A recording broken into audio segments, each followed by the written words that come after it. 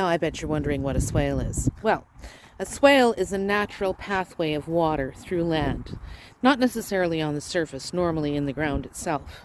A swale is Mother Nature's way of changing the landscaping, providing nutrients and water in areas that it really needs to be.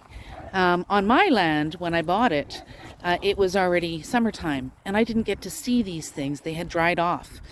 But it's been key in planning out my pasture and my approach into the farm to actually pay attention. I am so happy I did not finish everything before this spring. Look. So this is where my driveway would have been into the farm. But you can see how wet it is.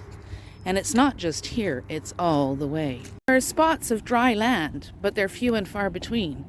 And in between those are big, huge lakes of water, pooling from the snow runoff. From here we can see where that puddle we were originally at actually has an underground pathway into this larger body of water over here.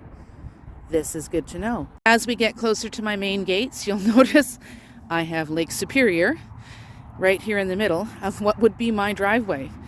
But we also see now another swale naturally in the soil, and again it diverts over to the larger body of water.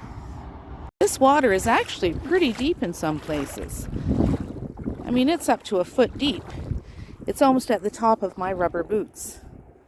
At the end of the driveway where I've put my gates initially, we have yet another wet spot. It's drying back, or it looks like it is, but you can see how bad the ruts are here. I cannot drive on this without getting stuck. But we also now see a natural swale coming from way over there at the end of the garden market, through the market where all the crops will be, and it comes down and in here and circles back out around and actually ends up over here.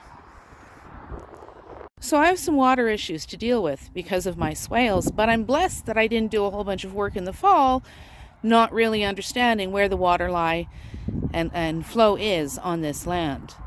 I want to plan out how I'm going to divert this with the least amount of disturbance to my ecosystem, creating pockets of water in my animal pens, which will help water them, but then also free flow water perhaps into the duck and the goose pond,